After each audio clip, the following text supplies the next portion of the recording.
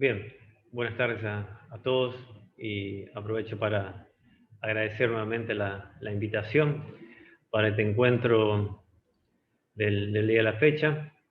Me llamo Javier Marx y estaremos compartiendo con ustedes eh, un poco de esta jornada donde hablemos de temas de la actualización de este virus pandémico y qué hemos aprendido hasta ahora y cuáles son los desafíos o cuáles son las preguntas que todavía no tenemos las respuestas. Agradecer siempre por la invitación una vez más y es muy grato siempre poder compartir con ustedes.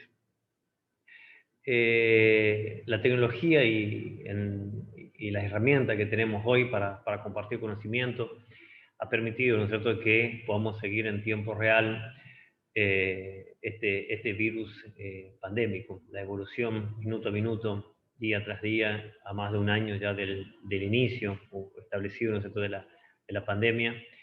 Y bueno, desde un comienzo hubo muchas preguntas de la comunidad científica. Era hasta cuándo estaríamos en esta situación, cuándo encontraríamos la herramienta para controlar el virus o para erradicarlo, cómo se comportaría este virus en función a otras pandemias, porque no es la primera pandemia que sufre la humanidad y tampoco será la última. Y cuál sería el destino ¿no es cierto?, de este virus y cómo haríamos frente con la ciencia y con todos los recursos para enfrentarlo, ¿no es cierto? Y a la verdad que hemos encontrado muchas respuestas, pero aún siguen apareciendo preguntas que no lo sabemos qué será del futuro de esta pandemia. Y por el momento todos hablamos de una segunda ola, ¿no es cierto? Una enfermedad pandémica que se ha extendido en todo el territorio de nuestro planeta, que ha infectado a millones de personas, que también ha generado la muerte de millones, ¿no es cierto?, de personas en algunos países con mayor impacto, como Estados Unidos, Brasil, India. Otros países quizás lo pudieron resolver de una manera distinta y con más éxito, pero sin embargo, el momento donde todo habla de una segunda ola y con un aumento exponencial del número de casos, ¿sí?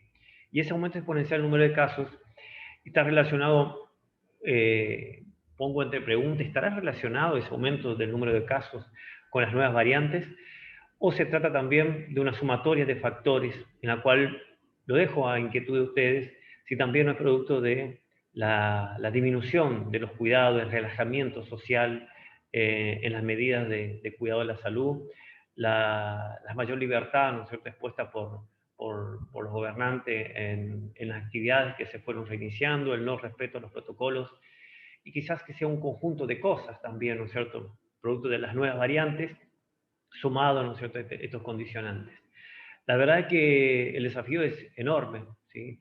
Si bien en un tiempo récord hemos obtenido vacunas, los países ya han empezado a inmunizar, no hay una distribución equitativa de la vacuna, hay muchos países que todavía no tuvieron acceso a la vacuna.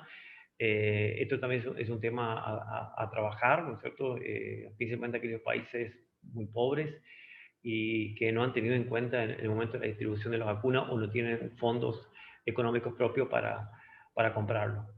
Y luego, ¿no es cierto?, estas variantes nuevas que desafían, ¿no es cierto?, si la inmunidad que podemos obtener a través de las distintas vacunas puede o no ser efectiva. Se sigue buscando algún medicamento que pueda curar, ¿no es cierto?, la enfermedad o que pueda paliar, ¿no es cierto?, los síntomas. Aún no hemos encontrado nada, se sigue investigando, hay muchos tratamientos utilizados, todavía con resultados muy discordantes, lo que es el plasma convalescente, el suero hiperinmune, otros fármacos. La verdad que la ciencia está todo, la ciencia de todo el mundo, ¿no es cierto?, trabajando en conjunto, tratando de dar respuesta, ¿no es cierto? La respuesta creo que nuevamente, y no será de una forma diferente, provendrá, ¿no es cierto?, de la ciencia. Bueno, el tema de hoy por el cual fui invitado es hablar de las variantes del SARS-CoV-2, que es el coronavirus responsable de la enfermedad denominada COVID-19.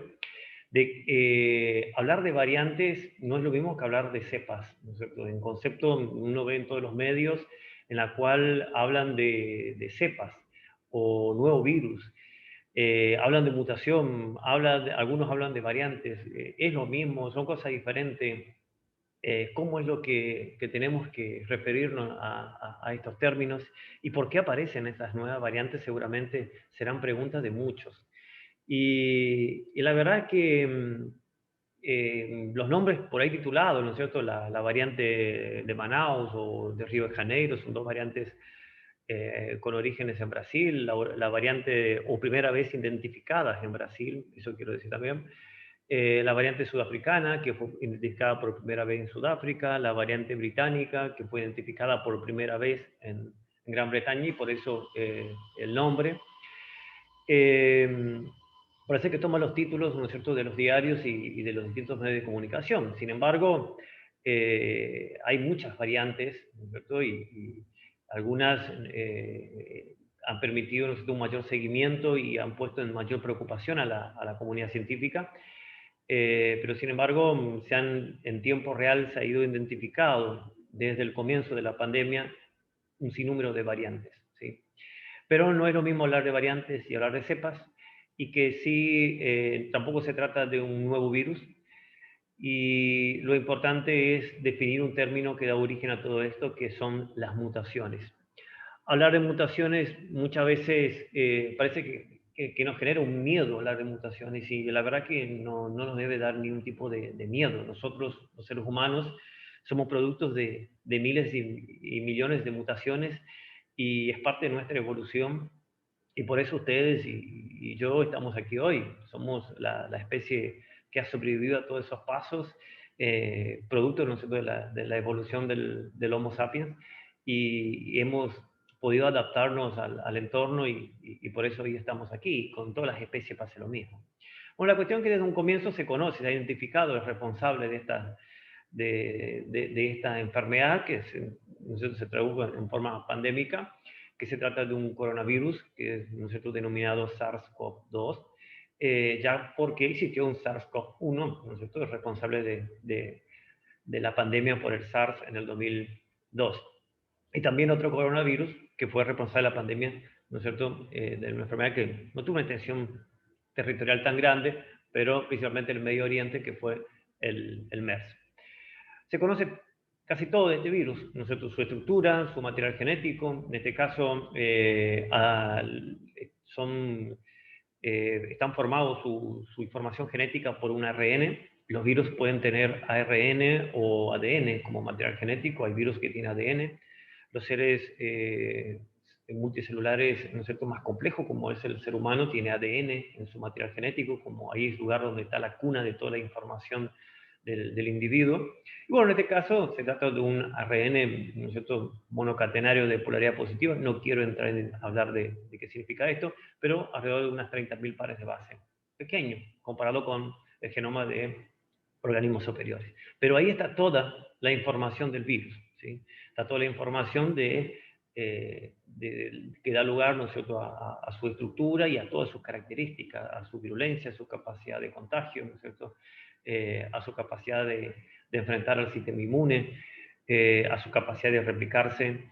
Y se conoce también, ¿no es cierto?, que tiene una proteína que es la que más nos interesa a nosotros, con características antigénicas, que es la proteína de espiga, o la proteína S, o la proteína de Spike conocida, que es aparentemente la hipótesis más defendida, es que esta es la proteína por la cual el virus ingresa a la célula. Los virus son organismos muy simples que no tienen una arquitectura enzimática propia, y que necesita, ¿no es cierto?, de atrapar una célula y ocupar su maquinaria a su favor. O sea, toman una célula huésped y esa lo hacen trabajar en función del virus, ¿sí? Ocupan toda la maquinaria celular para replicarse y dar lugar.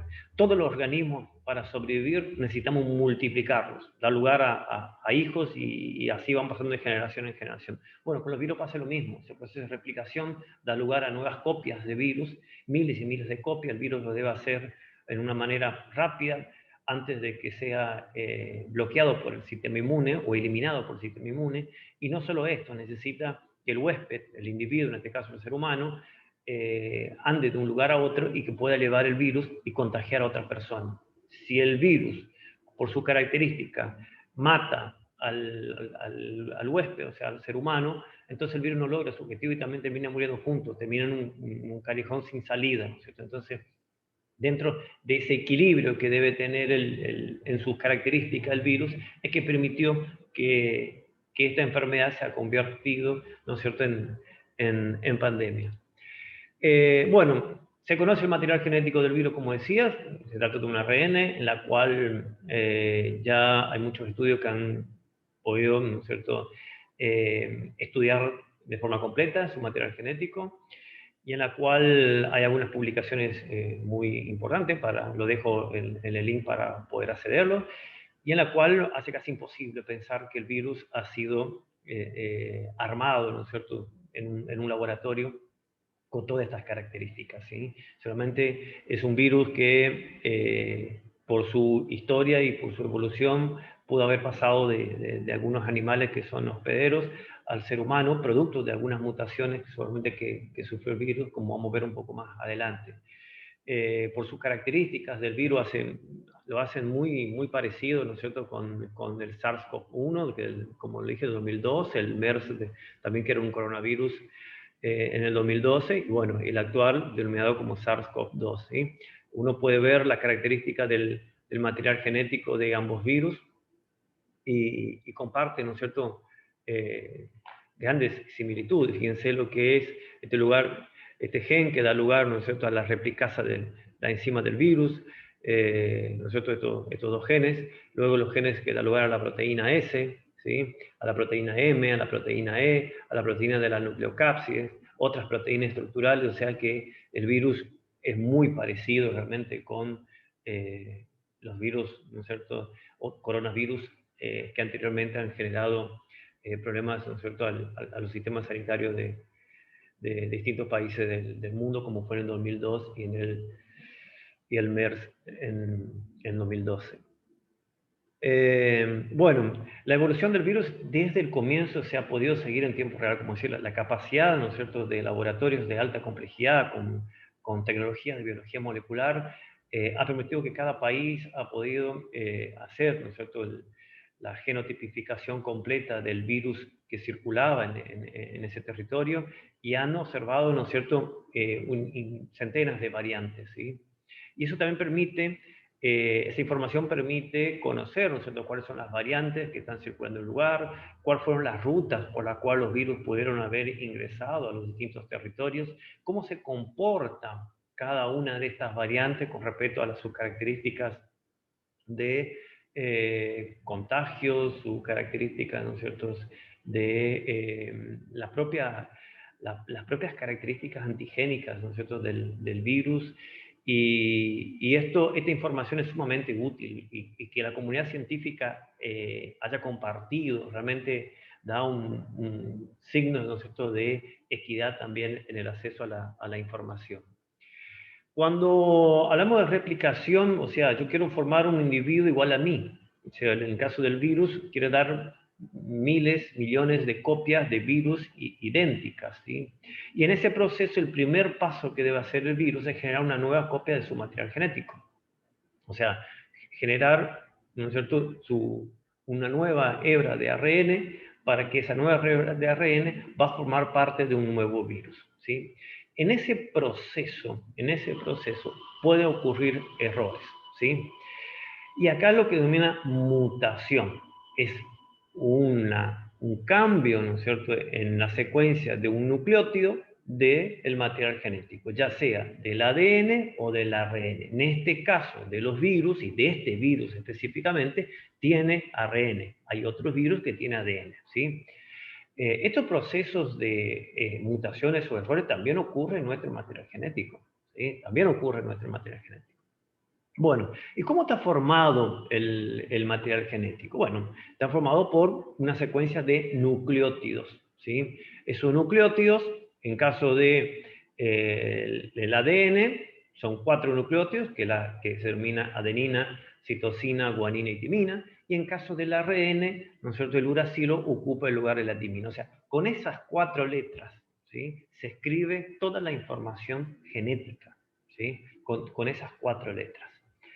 En hacer una copia idéntica ocurre errores. Lo mismo que nosotros queremos copiar un texto, ¿sí? Queremos escribir un texto y al copiar podemos cometer errores, ¿sí? Errores ortográficos, una falta de un acento, mal puesto una coma o un punto y en lugar de un punto aparte, etc. Se puede cometer errores. Y esos errores en el material genético se llaman mutaciones. Esa secuencia de nucleótidos, esa distribución de nucleótidos a lo largo del material genético, ya sea del ADN o del ARN, esa distribución de nucleótidos es una característica, ¿no es cierto?, genotípica, o sea, particular de cada microorganismo, de cada célula, ¿sí?, o sea, de cada individuo. Y cómo ser, ¿no es cierto? En caso del ADN, pues esa secuencia puede ser, ¿no es cierto?, adenina, adenina, timina, guanina, como lo representa la diapositiva, y en caso del ARN, todas las timinas están reemplazadas por uracilo, ¿sí? Las causas de las mutaciones son fortuitas, o sea, al azar ocurren, ¿sí? Puede ser por errores durante la replicación, ¿sí? Puede ser por lesiones o daños, ¿no es cierto?, en el material genético. Pueden también ser por los elementos genéticos transponibles.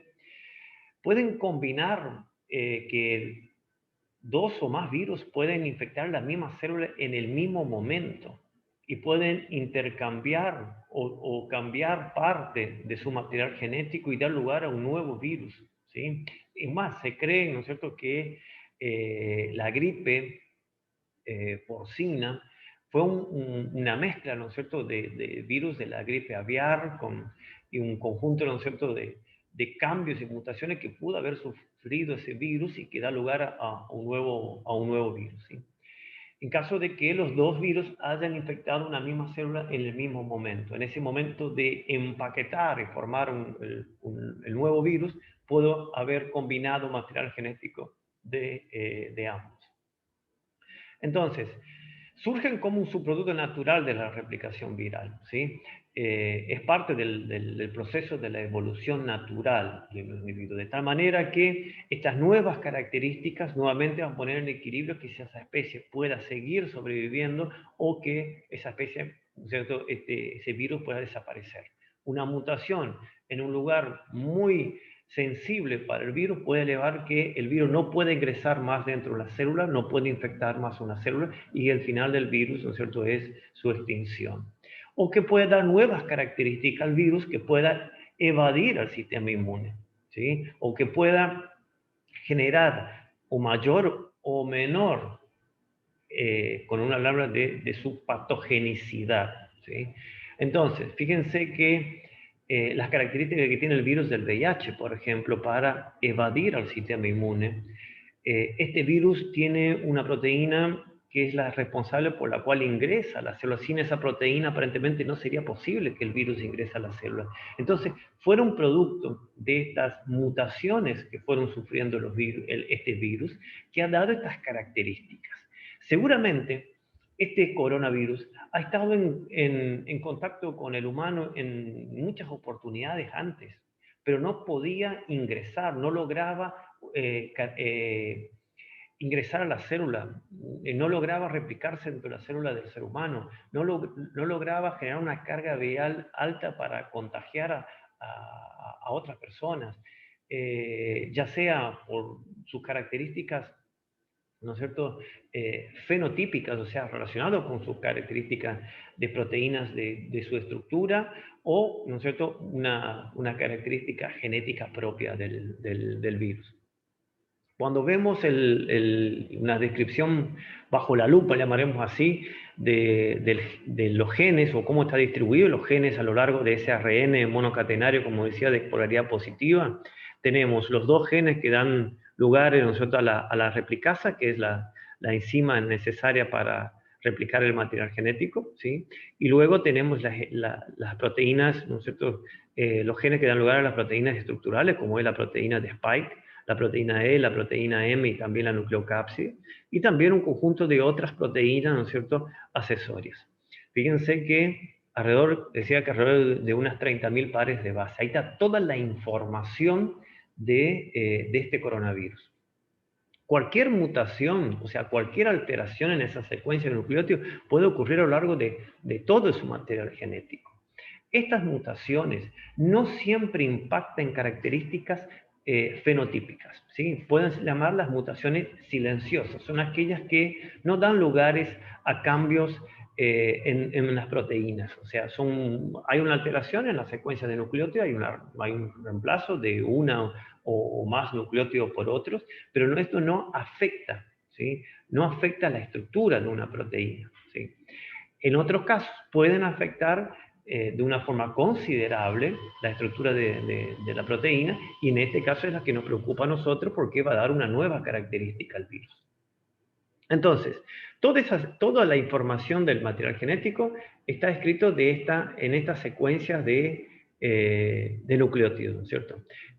Cada secuencia, o cada triplete, le llamaremos de nucleótidos, da lugar a un aminoácido, ¿sí? A un aminoácido. Entonces, cualquier alteración que puede haber en uno de esos nucleótidos, uno o varios de esos nucleótidos, puede dar lugar o puede que no afecte al aminoácido, dé lugar al mismo aminoácido, o un aminoácido con las mismas características de polaridad, etcétera, o puede ser que dé lugar a un aminoácido totalmente diferente que genere un cambio, porque esos aminoácidos van a combinarse para dar lugar, ¿no es cierto?, a una proteína, ¿sí?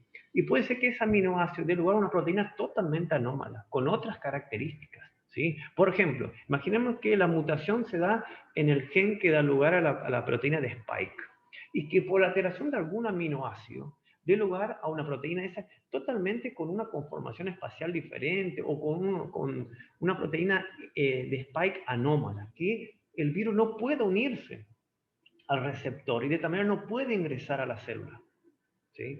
O puede ser que le ayude aún más a ingresar a la célula.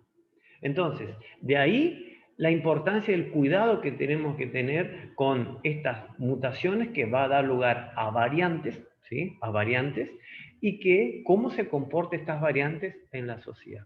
Luego puede ser que una de esos tripletes, ¿no es cierto?, de esa combinación de nucleótidos, dé lugar a que se corte la transcripción, o sea, que dé lugar a una proteína más pequeña, o que no se corte, o que se dé lugar a una proteína mucho más grande, ¿sí? Puede ser puntos de stop o puntos de dar lugar, ¿no es cierto?, a puntos de inicio. O sea, el efecto, esas mutaciones que puede ser silencioso, o sea, que no afecte nada, o puede ser, ¿no es cierto?, que genere un gran impacto en la estructura fenotípica del virus. Entonces, mutación es alteraciones de una o más nucleótidos en esa secuencia, ¿no es cierto?, llamaremos de letras con la cual se escribe toda la información genética de un individuo.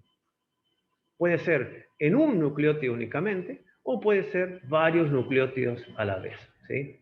Entonces, para definir o para tener claro lo que son estas mutaciones, entonces, son un cambio real en la secuencia de nucleótidos, ¿sí? Son eventos fortuitos, al azar, son alteraciones genotípicas que no siempre conllevan a cambios fenotípicos. Una cosa es la información que está en los genes y otra cosa es lo que se transcribe y dé lugar a la estructura. Esos cambios genéticos del virus no siempre conlleva a cambios fenotípicos, o sea, lo que yo veo del virus en su estructura, por ejemplo, ¿sí? Y es un subproducto natural de la replicación viral, o sea, todo organismo que hace copia de su material genético puede cometer esos tipos de errores. Nosotros los seres humanos tenemos enzimas que son capaces de revisar el material genético y detectar si se han cometido errores y corregirlos, ¿sí?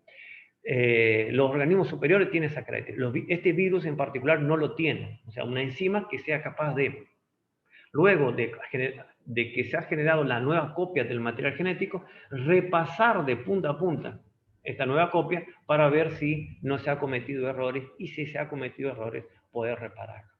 Entonces, el destino estará determinado, ¿no es cierto?, por la selección natural. Formarán especies con nuevas características que va a permitir una mejor adaptación al medio, o una especie que no va a poder adaptarse al medio y de esta manera, ¿no es cierto?, puede desaparecer, como se ha desaparecido, ¿no es cierto?, cuántas especies ya de este planeta, producto de mutaciones que no ha permitido que este microorganismo o ese organismo sea adaptado en el medio. Y dan lugar a variantes o a cepas.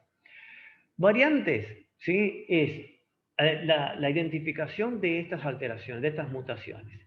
Cepa es cuando da lugar a un nuevo, a un virus con características totalmente diferentes o muy diferentes al original.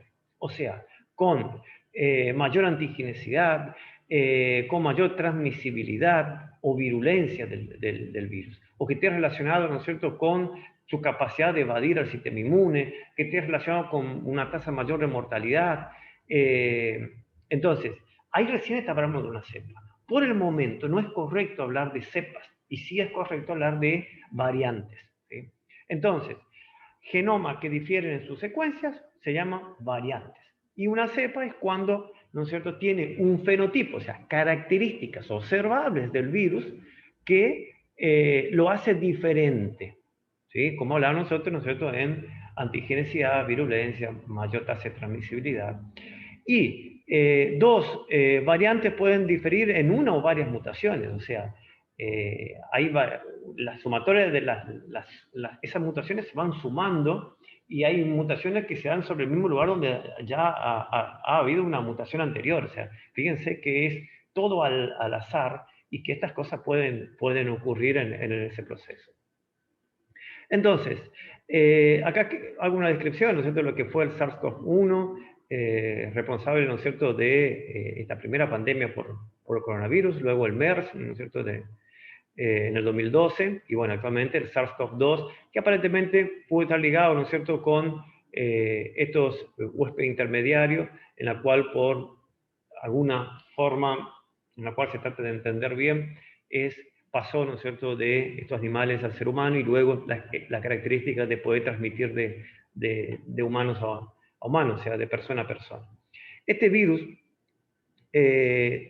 seguramente ha sufrido muchas mutaciones desde los murciélagos, ¿no es cierto?, que pueden ser su huésped natural, hasta llegar al ser humano, ¿sí? Y por eso quiero decir que seguramente ya ha habido contacto anterior entre este virus y el ser humano, pero sin embargo no fue exitoso este encuentro, y que producto de nuevas mutaciones ha permitido que el virus ha adquirido nuevas características, y que hoy, ¿no es cierto?, genera esta pandemia.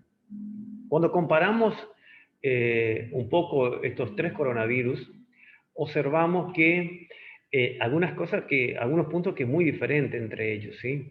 Si bien, ¿no es cierto?, tanto el SARS-CoV-1 y el SARS-CoV-2, que tiene origen en China,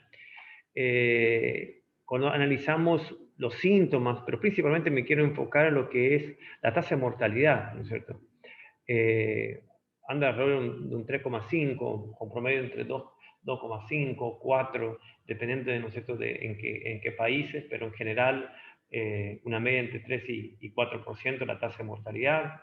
Sin embargo, el MERS tiene una tasa de mortalidad altísima, casi llegando al 40%. El SARS-CoV-1 una tasa alrededor del 10%.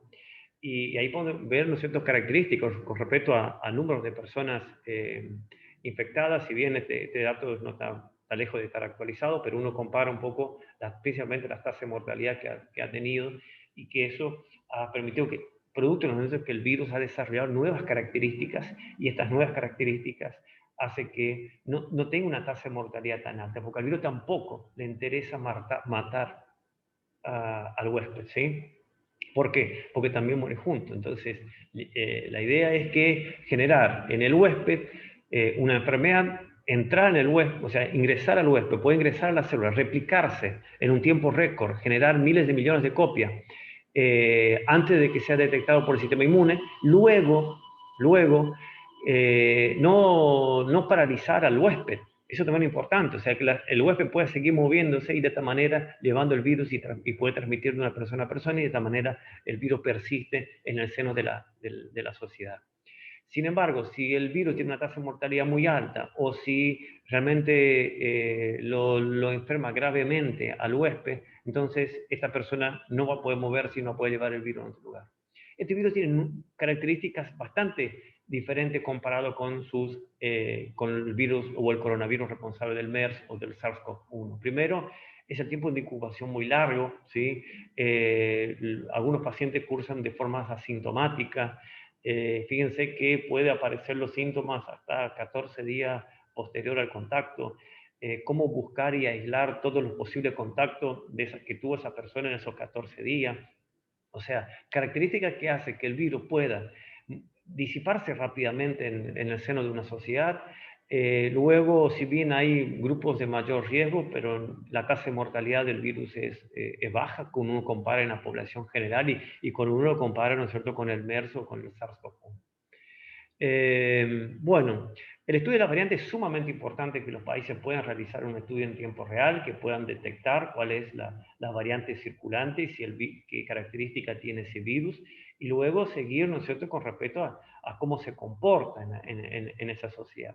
Las variantes se dividen en aquellas que son variantes de interés y las que son variantes de preocupación. Estas últimas, ¿no es cierto?, las que denominamos variantes ¿no es cierto?, de Manaus o de Río de Janeiro, la variante británica o la sudafricana, son denominadas variantes de preocupación. ¿Por qué? Porque puede estar relacionado, ¿no es cierto?, con una mayor tasa de transmisibilidad, una mayor virulencia, una mayor mortalidad quizás, ¿no es cierto?, y ver si estos cambios fenotípicos que ha sufrido el virus, cómo afectan a su antigenicidad y también dado, ¿no es cierto?, la herramienta más importante que hoy tenemos para enfrentar el virus, que es las vacunas, y ver si estas vacunas siguen teniendo la misma efectividad frente a estas eh, nuevas, nuevas características del virus. Entonces, es de ahí que nos preocupa, ¿no es cierto? Si el virus sufre cambios como decía, ¿no es cierto?, en su proteína, eso, aparentemente en la proteína con mayor característica antigénica del virus, que es la proteína de Spike, y que es la proteína por la cual el virus utiliza para ingresar a la célula.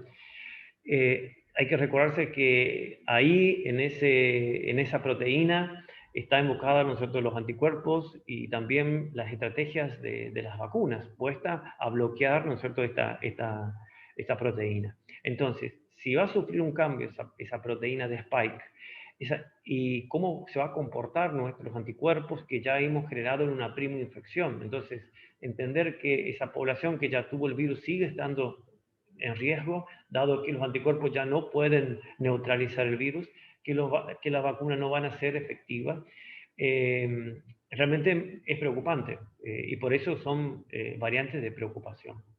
Fíjense que la mutación, ¿no es cierto?, en el denominada N501I altera un aminoácido de 6 residuos, ¿no es cierto?, que es clave en este dominio RBD de la proteína de Spike. O sea, esta proteína puede sufrir mutación, ojalá que sufra una mutación en la cual ya el virus no puede ingresar en la célula humana, ¿sí?, que no pueda unirse a la enzima convertidora de angiotensina 2.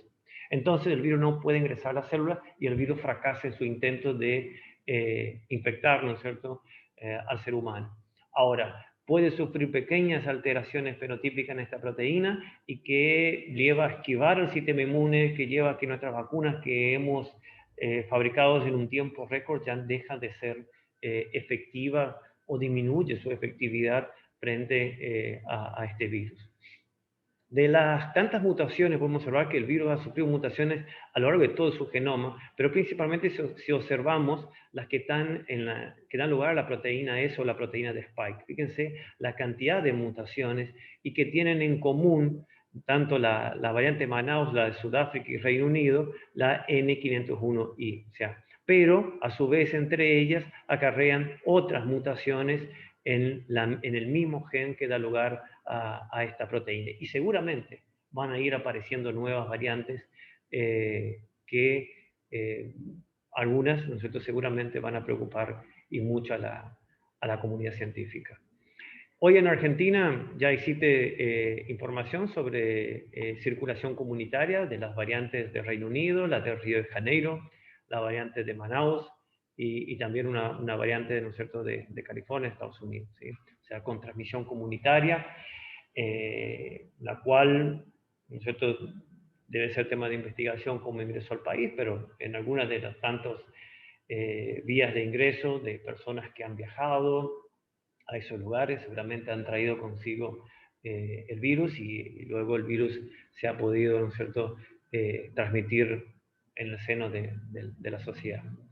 Entonces, ¿qué sabemos hasta el momento y por qué todavía tenemos que hablar de variantes? Seguramente con el tiempo, alguna de estas variantes se va a convertir en cepa, ¿sí? O le llamaremos una nueva cepa. Que las variantes, tanto la variante británica como la de Manaus y la de Sudáfrica, han sido asociadas con una mayor tasa de transmisión, ¿sí? Luego, la pregunta es lo nuevo, ¿esa mayor tasa de transmisión se debe a una característica propia del virus o a un menor cuidado, ¿no es cierto?, personal de la salud? O sea, lo que son las barreras de cuidado contra el virus. Luego la variante británica también ha sido asociada con un mayor riesgo relativo de muerte. Y la sudafricana con un posible escape del sistema inmunológico. Por ahí, importante acá es decir, cómo se comporta frente a las nuevas y a las vacunas, ¿sí? Bueno, la biografía consultada, lo dejo. Muchas gracias por la invitación y nuevamente, seguramente va a aparecer nuevas variantes. Lo importante y que tenemos que hacer hincapié nosotros es hablar con propiedad. No le vamos a pedir a los medios donde un periodista escribe una nota que habla de un nuevo virus, que habla de una cepa, sino que lo correcto todavía es hablar de variantes. Con el tiempo se dirá si se trata o no de una nueva cepa. Realmente es preocupante que este aumento de contagio, vuelvo a decir, no creo que se debe solo a las nuevas variantes. Sin embargo, se ha observado algunas características nuevas que antes, o por lo menos se había observado. Era un mayor número de personas hospitalizadas por neumonía, producto, ¿no es cierto?, de la COVID-19, personas jóvenes o adultos, pero no enfocadas como era, ¿no es cierto?, en un comienzo, ¿no es cierto?, aquellos mayores de 60 años con algunas comorbilidades, y luego el número, ¿no es cierto?, el aumento de número de niños también en la cual se ha detectado el virus. En verdad que hace pensar que estas variantes ese virus ha sufrido cambios y que estos cambios realmente generan un nuevo desafío y tenemos que repensar en estrategia para, para erradicarlo, para enfrentarlo. Quedo a disposición para preguntas y, bueno, desde ya, como siempre, agradecer a la universidad por el espacio y quedo siempre a disposición para nuevos encuentros. Muchas gracias.